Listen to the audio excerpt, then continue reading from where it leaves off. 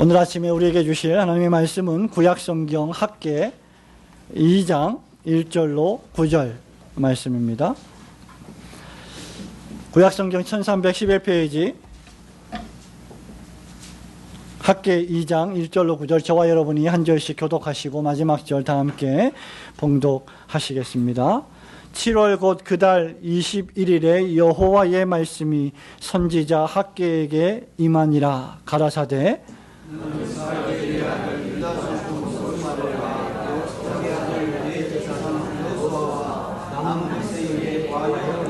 너희 중에 남아있는 자 곧 이전에 이전 영광을 본 자가 누구냐?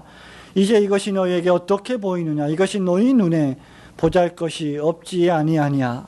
그러나 나 여호와가 있노라. 스룹바벨아 스스로 굽세게 할지어다. 여호사야를 대제사장 여호수아야 스스로 굽세게 할지어다. 나 여호와의 말이니라. 이 땅의 모든 백성아 스스로 굽세게 하여 일할지어다. 내가 너희와 함께하노라. 만군의 여호와의 말이니라. 너희가 애굽에서 나올 때에 내가 너희와 언약한 말과 나의 신이 오히려 너희 중에 머물러 있나니 너희는 두려워하지 말지어다. 나 만군의 여호와가 말하노라. 조금 있으면 내가 하늘과 땅과 바다와 육지를 진동시킬 것이요 또한 만국을 진동시킬 것이며 만국의 보배가 이르리니 내가 영광으로 이전에 충만케 하리라. 만군의 여호와의 말이니라. 은도 내 것이요 금도 내 것이니라. 만군의 여호와의 말이니라. 다 함께합니다. 이전에 나중 영광이 이전 영광보다 크리라. 만군의 여호와의 말이니라. 내가 이곳에 평강을 주리라. 만군의 여호와의 말이니라. 아멘. 우리가 섬기는 하나님은 역사와 우주와 만물을 또 개인을 통치하시는 분이십니다. 특별히 하나님은 나라와 민족과 왕들을 다스리시는 전능하신 하나님이십니다. 그 누구도 그 어떤 나라도 하나님의 통치의 손길을 벗어나지 못합니다. 예레미야 선지자는 예레미야 45장 6절에서 하나님에 대해 이렇게 묘사합니다. 여호와께서 이와 같이 말씀하시기를 보라, 나는 세운 것을 헐기도 하며 내가 심은 것을 뽑기도 하나니 온 땅에 그리하겠거늘 이라고 했습니다. 더욱이 하나님은 자기 백성의 죄와 악을 징벌하시고 책망하시기 위하여 그리고 궁극적으로 돌아오게 하시기 위하여 이따금씩 할례받지 못한 이방 제국들을 들어 사용하기도 하셨습니다. 역사상 존재했던 애굽, 아시리아가 그랬으며 바벨론 제국이 그랬으며 페르시아가 그러했습니다. 아시리아는 범죄한 이스라엘을 파괴했으며 유대 민족들은 괴로움과 공포에 떨어야 했습니다. 그러자 하나님께서는 바로 바벨론 제국을 일으켜서 하나님의 선민 유다 민족을 괴롭혔던 아수르를 완전히 파괴하십니다. 그러나 아수르를 통한 재난에도 온전히 회개하지 않았던 유다는 주전 586년에 바벨론 제국에 의하여 완전히 멸망하고 예루살렘 성전이 회파됨으로 말미암아 바벨론 제국의 포로로 끌려갔다는 사실을 여러분이 잘 아실 것입니다. 그때 우리가 잘 아는 다니엘과 그 세 친구들을 포함해서 수많은 친구들이 하나님의 백성들이 포로로 끌려갑니다.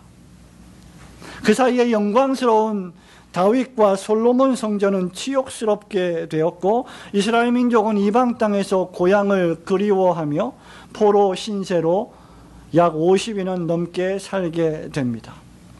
그러나 언약에 신실하셔서 그리고 자기 백성을 사랑하시기 때문에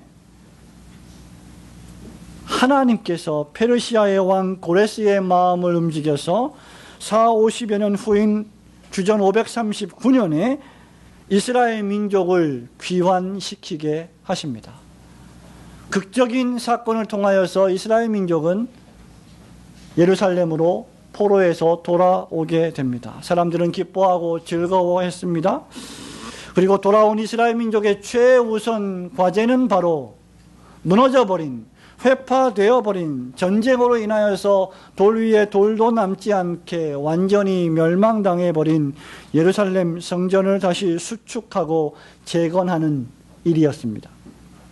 그러나 성전 건축이라고 하는 것은 해보신 분들은 아시겠지만 안팎의 공격이 있고 반대로 말미암아 많은 어려움을 겪게 되는 일이었습니다. 역시 예루살렘 성전 재건도 그러했고 2년 만에 그 성전 재건이 좌절되었고 이스라엘 민족은 성전 재건을 완전히 시야에서 잃어버린 채 각기 자기가 먹고 사는 생업에 몰두하며 살게 되었고 그렇게 10여 년이 흘러가게 되어버렸습니다.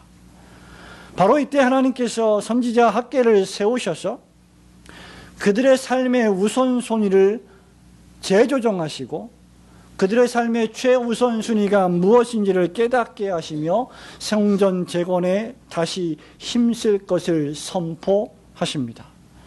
그것이 바로 학개서의 주요 메시지입니다. 하나님은 선지자 학개를 통하여 2장 3절에서 이 성전이 너희 눈에 보잘것이 없지 아니하냐라고 질문하십니다. 이 말은 문자적으로 번역을 하면 이 지금 너희가 보고 있는 성전이 너희의 눈에도 참으로 보잘것이 없지 아니하냐 라고 하는 책망이기도 합니다. 오늘 이 아침에 2017년을 마감하는 그런 12월 달에 너희의 눈에도 보잘것 없지 아니하냐는 여호와 하나님의 말씀을 통하여 우리에게 주실 교훈을 받기를 소원합니다. 너희의 눈에도 보잘것이 없지 아니하냐, 이 말씀은 우선 성전 건축을 위해서 스스로 굳세게 하여 열심히 일하라는 여호와의 명령입니다.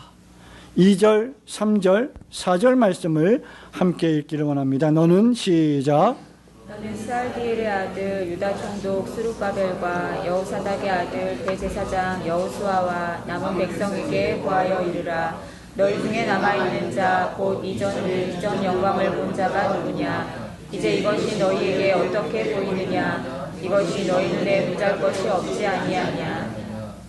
그러나 나 여호와가 이르노라. 스룹바벨아 스스로 굳세게 할지어다. 여호사닥의 아들 대제사장 여호수아야 스스로 굳세게 할지어다. 나 여호와의 말이니라. 이 땅 모든 백성아 스스로 굳세게 하여 일할지어다. 내가 너희와 함께하노라. 만군의 여호와의 말이니라. 아멘. 포로에서 귀환한 이스라엘 백성들이 성전을 재건하겠다 라고 하는 이 마음은 어떤 마음이냐?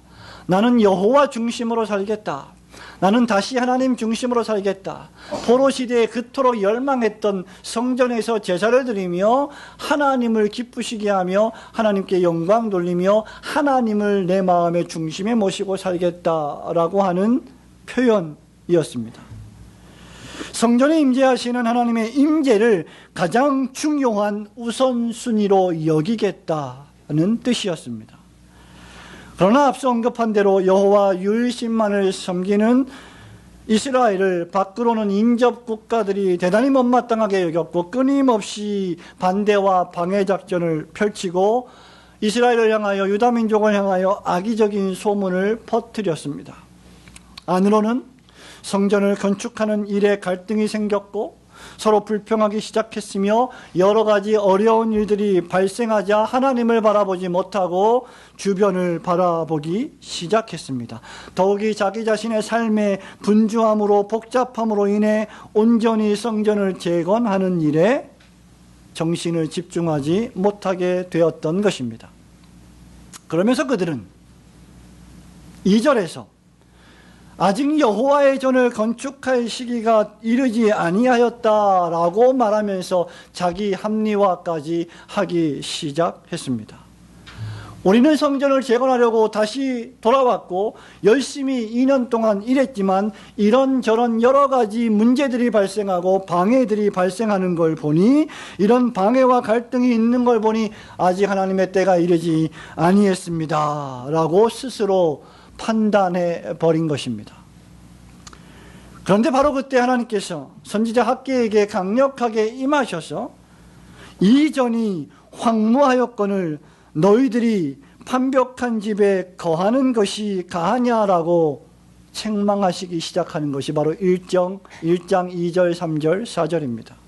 그러면서 1장 8절에 가면 너희는 산에 올라가 나무를 가져다가 전을 건축하라고 단도직입적으로 명령하십니다.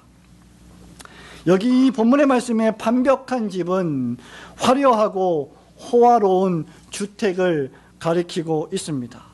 이 전이 황무하였거늘 너희가 이때에 반벽한 집에 거하는 것이 가하냐라고 하나님은 물으십니다. 이 1장 4절에 이 반벽한 집은 비싸고 튼튼한 나무로 정교하고 세련되게 지은 주택을 가리킵니다. 성도 여러분, 이것은 황폐하고 볼품이 없고 심지어 폐허처럼 방치되고 있는 성전에 비교하면 참으로 가당치 않은 일이었습니다. 하나님을 섬기는 백성들이 그 섬기는 좌소에 임하는 하나님의 영광의 처소인 성전은 황폐되고 더러워지고 그 성전은 무너져 버렸는데 자기들이 살고 있는 자기의 개인 집들은 호화로운 집이라니 이것을 어떻게 우리가 이해해야 하겠습니까? 그렇기에 선지자는 1장 5절에서 너희들이 각각 너희 소위를 살펴보아라 고 말씀합니다. 너의 생각과 너의 행동과 너의 말과 너의 모든 것을 살펴보면서 성전 재건에 다시 힘쓰라고 명령합니다. 그 이유가 무엇입니까?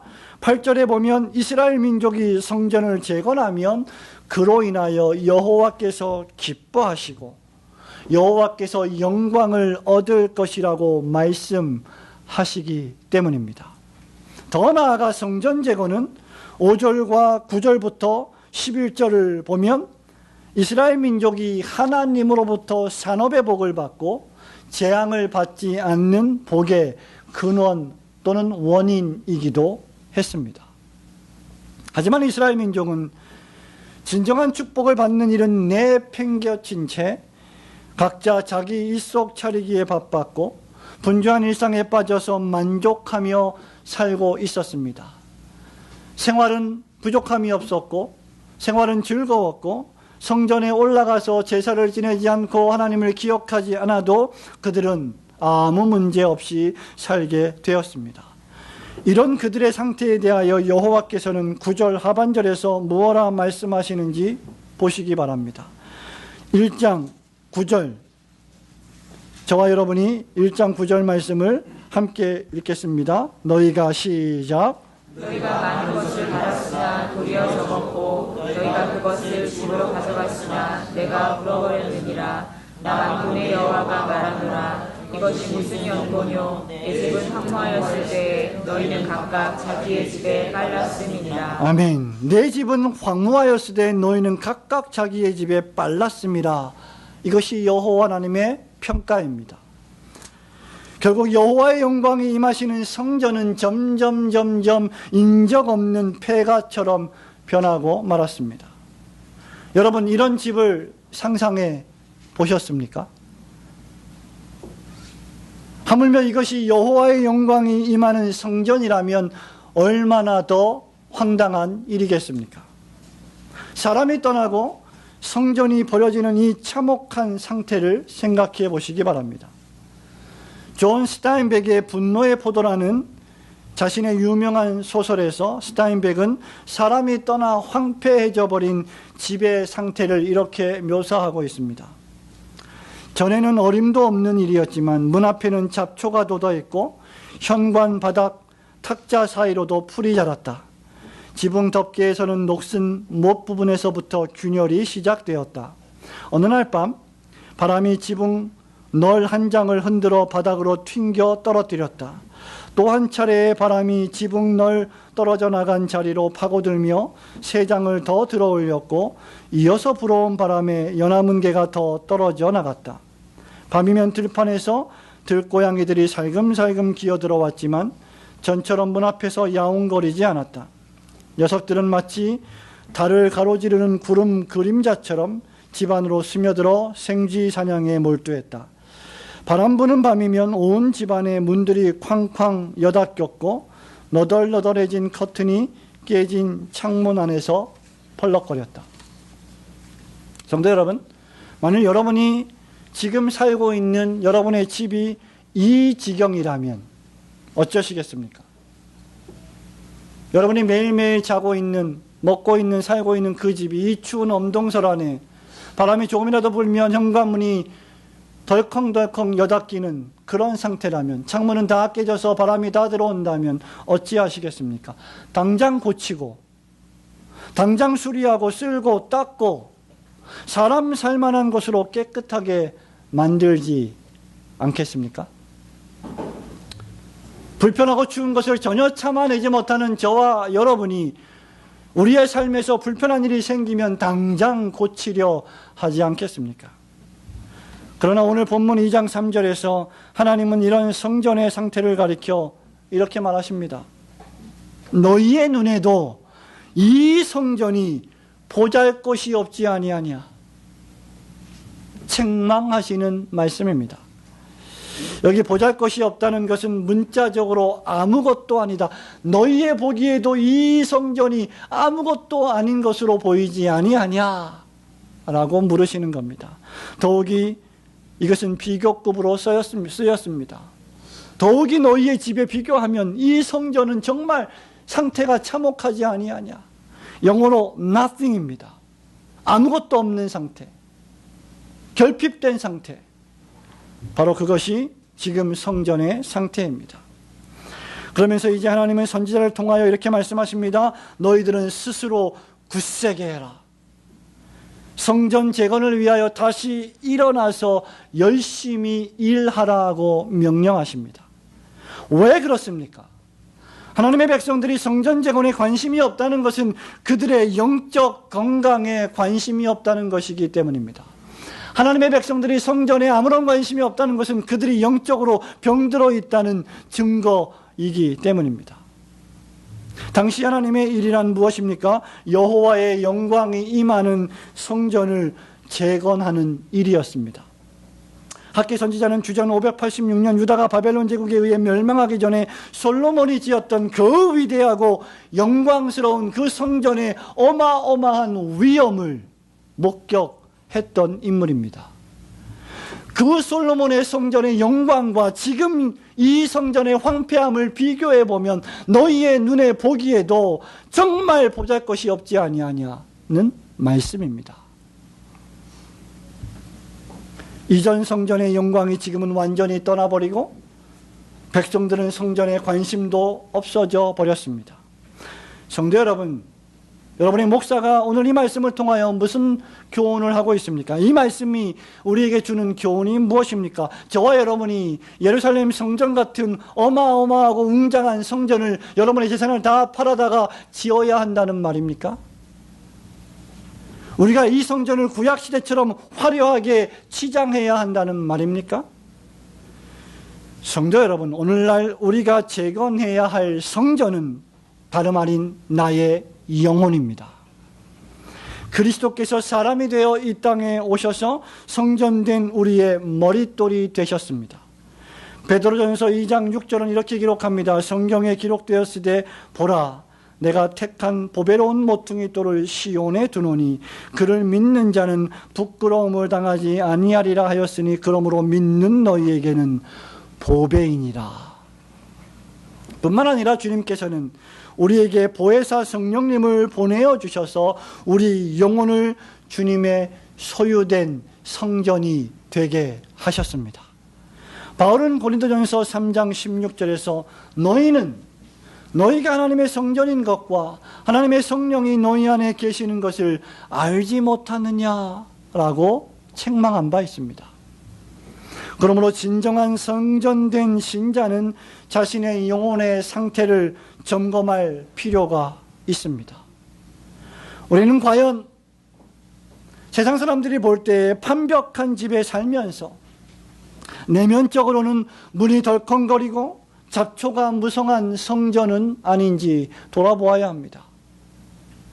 아무런 부족한 것이 없는 집에 살면서 문만 열면 언제든지 먹을 것이 있는 집에 살면서 부모님에게 무엇을 요청하면 무엇이든지 해주는 그런 만족스러운 부모를 둔 집에서 살면서 그렇게 우리의 영혼은 잡초가 무성한 채로 방치되고 있는지는 아닌지 돌아보아야 합니다. 여러분의 분주한 일상 때문에 그저 간신히 교회당 문만 왔다 갔다 하는 성전 뜰만 밟는 영혼은 아닌지 돌아보아야 합니다.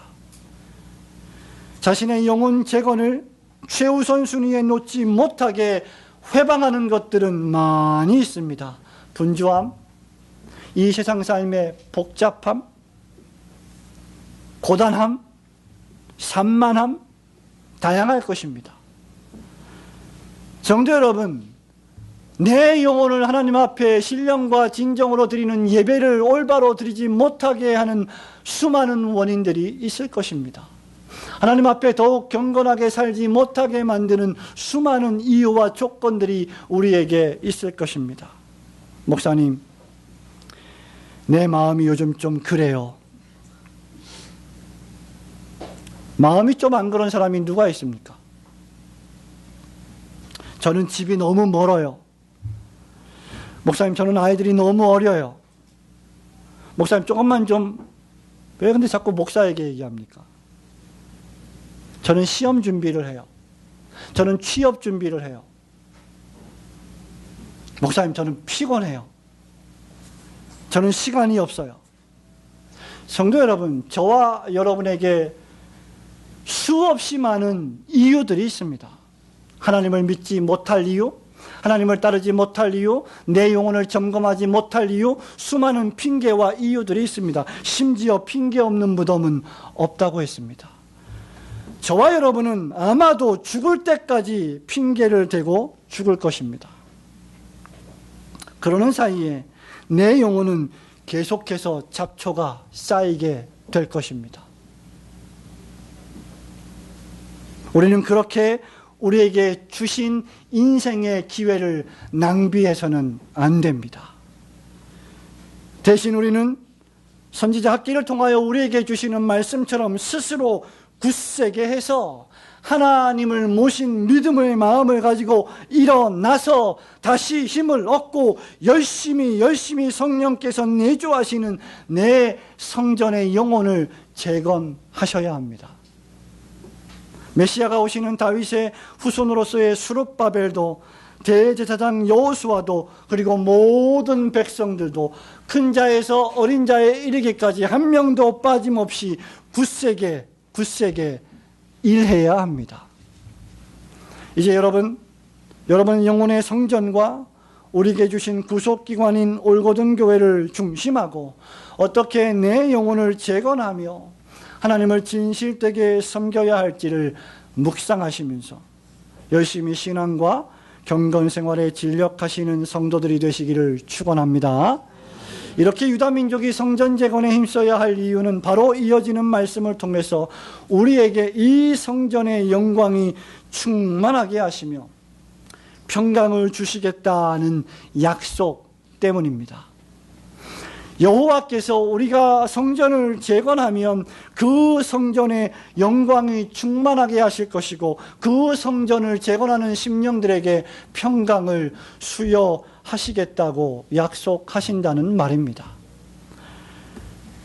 우리 다 같이 본문 6절부터 9절 말씀을 함께 읽겠습니다. 나 만군의 여호와가 말하노라. 시작. 나 만군의 여호와가 말하노라. 조금 있으면 내가 하늘과 땅과 바다와 육지를 진동시킬 것이요 또한 만국을 진동시킬 것이며 만국의 보배가 이르리니 내가 영광으로 이전에 충만케 하리라. 만군의 여호와의 말이니라. 은도 내 것이요 금도 내 것이니라. 만군의 여호와의 말이니라. 이전에 낮은 영광이 이전 영광보다 크리라. 만군의 여호와의 말이니라. 내가 이곳에 평강을 주리라. 만군의 여호와의 말이니라. 아멘. 이제 선지자 학기는 우리의 눈을 이스라엘 민족의 역사적 시대에서 들어올려서 여호와의 그 날을 보게 합니다. 이는 모든 구약 선지자들의 메시지이기도 했습니다. 여호와께서는 이제 조금만 있으면 하늘과 땅을 진동시키시며 모든 나라를 진동시키실 것입니다. 전능하신 하나님의 전우주적 심판을 상징하는 말씀입니다. 그날이 오면 모든 피조물이, 모든 나라가, 모든 왕들이, 모든 인간들이 하나님의 심판대 앞에 서게 될 것입니다. 그러나 그 동일한 심판의 종말론적 시간은 위대한 새 성전의 영광이 충만한 시대가 될 것입니다. 그날의 모든 나라의 보배가 이르면서 이스라엘 민족이 재건하는 성전에 여호와의 영광이 충만히 임하게 될 것입니다. 하나님께서는 나 만군의 여호와의 말이니라는 말씀을 7절, 8절, 9절에 무려 3번씩이나 거듭 반복하시면서 이 영광이 임할 것이 반드시 성취될 것임을 예언하고 계십니다. 그렇기 때문에 너희들은 스스로 굳세게 하여 일할지어다라는 말씀을 3번씩이나 반복하여 하고 계시는 것입니다. 이 성전에 임하는 여호와의 영광은 다윗의 후손으로서 또한 육체로 오신 아버지의 독생자의 영광이신 그리스도 우리 구주 예수 그리스도 메시아에 의하여 실현되었습니다. 예수 그리스도를 통하여 하나님은 당신 자신의 영광을 온 세상에 보여주십니다. 이사야 선지자는 60장 1절, 2절, 3절에서 이렇게 말합니다. 일어나라, 빛을 발하라. 이는 너의 빛이 이르렀고 여호와의 영광이 내 위에 임하였음이니라. 보라, 어둠이 땅을 덮을 것이요 캄캄함이 만민을 가리려니와 오직 여호와께서 내 위에 임하실 것이요 그의 영광이 내 위에 나타나리니 나라들은 너의 빛으로 왕들은 비치는 너의 광명으로 나아오리라. 그리스도 예수는 하나님의 영광의 광채이십니다. 구약의 성전은 여호와의 영광으로 충만했습니다. 구약의 이스라엘 민족들이 제사를 드리러 성전에 올라갈 때마다 대제사장이 그 모든 제물을 가지고 지성소에 들어갈 때마다 하늘로부터 여호와의 영광의 불이 떨어졌고 그 영광이 온 성전에 가득했고 모든 백성들은 그 영광 앞에 엎드려 경배했습니다. 그러나 이제 신약의 영광은 그런 방식으로 임하지 않고 성령의 역사하심으로 우리 안에 거하시는 그리스도의 영광으로 충만히 임하십니다. 하나님의 영광으로 오신 예수께서는 오늘도 당신의 심령을 통하여 당신의 성령을 우리에게 보내어 주심으로 우리 안에서 성전을 재건하고 계십니다. 그리고 이 성전은 앞으로 완성될 충만한 영광을 드러낼 것입니다. 신약 성경은 이것을 우리에게 명백하게 보여줍니다. 특별히 사도 베드로는 베드로전서 2장 4절과 5절에서 이렇게 말합니다. 사람에게는 버림바가 되었으나 하나님께는 택하심을 입은 보배로운 산돌이신 예수께 나아가 너희도 산돌같이 신령한 집으로 세워지고 예수 그리스도로 말미암아 하나님이 기쁘게 받으실 신령한 제사를 드릴 거룩한 제사장이 될지니라.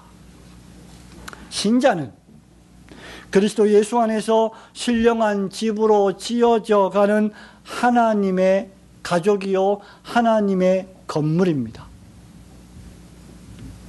그러므로 예수님을 전적으로 믿고 영접하며 그분을 섬기고 그분이 명령하는 말씀에 순종하는 것이야말로 진정한 성도의 영광입니다. 하나님은 이런 자들에게 내가 평강을 수여할 것이다 라고 말씀하십니다. 9절 말씀을 저와 여러분 함께 큰 소리로 읽겠습니다. 이전에 시작. 이전에 낮은 영광이 이전 영광보다 크리라. 만군의 여호와의 말이니라. 내가 이곳에 평강을 주리라. 만군의 여호와의 말이니라. 아멘. 진정한 평강은 그리스도 예수를 믿음으로 우리의 마음에 임하고 시작되어서 그리스도 예수를 섬김으로 완성되어 갑니다.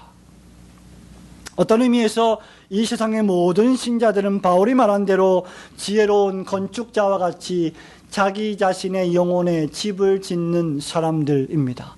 그리고 그 집들이 모여서 지어지는 집이 바로 신약의 교회입니다. 성도 여러분, 그러나 우리는 먼저 그렇기 때문에 자기의 육신의 집을 짓기 위해 빨리빨리 달려가기보다 하나님의 성전을 짓는 일에 우선순위를 두어야 합니다. 왜냐하면 저와 여러분이 먹고 마시고 입고 자고 생활하는 모든 생업의 삶의 존재의 이유가 하나님 그분의 영광과 그분의 나라와 그분의 의를 위한 것이기 때문입니다.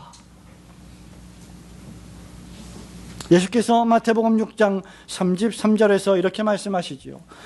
그런즉 너희는 먼저 그의 나라와 그의 의를 구하라. 그리하면 이 모든 것을 너희에게 더하시리라. 믿으시기를 축원합니다. 성도 여러분, 이것은 우선순위이지요. 아니, 이것은 우선순위 정도가 아니라 다른 어떤 일보다 더 우위에 있는 순위가 아니라 이것은 최우선순위입니다. 비교할 수 없는 우선적 순위입니다. 절대적 우선순위입니다. 마이클 윌리엄스 목사는 이에 대해서 이렇게 말합니다. 무엇을 먹을까? 무엇을 마실까? 무엇을 입을까의 기본 의식주 문제보다 하나님께 우선순위를 드리는 삶이 더 중요하다. 이 말씀은 하나님이 우리 삶에 허락하신 이런 물질과 도구들을 찾아서 그리스도 안에서 짓는 그분의 놀라운 건축 프로그램에 활용하라는 뜻이다. 부지런히 하나님의 집을 지으면 현장 감독이 우리의 다른 모든 필요는 채워주실 것이다. 여러분, 이것을 믿는 것이 신자입니다. 이 하나님의 말씀을 그대로, 문자 그대로 믿는 것이 성도입니다. 이것을 믿고 마음에 받아들일 뿐만 아니라 실제 여러분의 삶에서 체험하는 것이 신자입니다. 사람이 믿을 수는 있습니다. 지식적으로 동의할 수는 있습니다. 그러나 그것을 체험하고 삶으로 살아내는 것은 쉬운 것은 아닙니다. 그러나 신자는 그래야 합니다.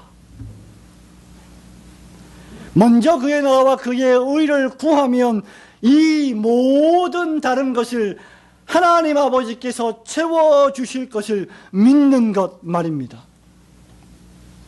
그래야 교회를 섬길 수 있고, 그래야 하나님 나라를 생각하고 나의 것을 기쁘게 믿음으로 드릴 수 있습니다. 그래서 최우선적으로 내 영혼의 성전 재건과 주님의 몸된 교회를 세워나가는 일에 물심양면으로 헌신하는 것입니다. 설령 우리 하나님께서 우리가 그렇게 하나님을 섬기고 그의 나라와 그의 의를 위하여 죽도록 뼈가 빠지게 일을 했음에도 불구하고 다른 모든 것을 채워주시지 않는다 할지라도 그렇게 하는 것이 바로 중생받은 신자입니다.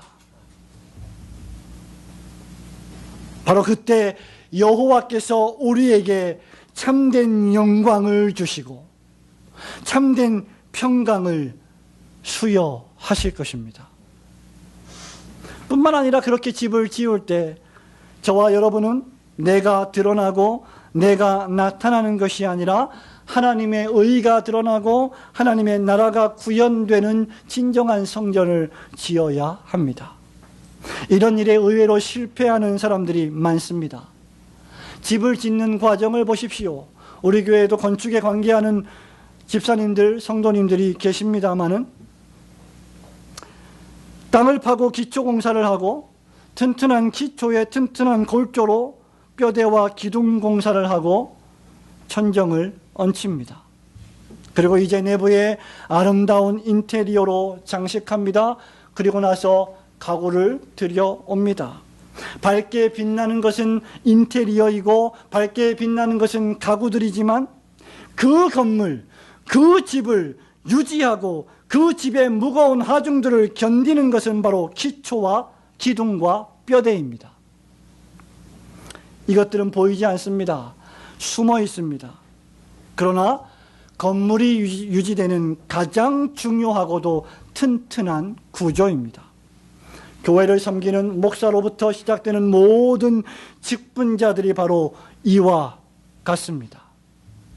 드러내지 않지만 묵묵히 집을 떠받치는 기둥들, 잘 보이지 않지만 힘든 하중을, 무게를 어깨에 짊어지며 그 자리에 서 있는 기둥들. 진정한 신자들은 그런 식으로 자신의 초소에서 하나님의 나라와 주님의 몸된 교회와 자신의 성전 재건을 가장 최우선 순위로 여기며 살아갑니다. 그리고 그런 집에 하나님의 영광이 임할 것이고 하나님께서 진정한 평강을 주실 것입니다. 사랑하는 성도 여러분, 말씀을 맺습니다. 한 해를 마감하면서 저와 여러분이 재건해야 할 성전이 무엇인지 한번 돌아보시기 바랍니다. 예배, 기도의 삶, 물질로 하나님을 섬기는 헌금의 삶, 봉사하고 섬기는 나의 직분들, 기타 등등에 대해서 여러분의 삶을 돌아보셔야 합니다. 하나님께서 이 교회를 시작하게 하실 때부터, 그 초기부터 말씀과 기도에 창념하던 분들이 있었습니다. 주일뿐 아니라 수요일과 금요일도 말씀을 배우고 기도하러 나왔던 분들입니다.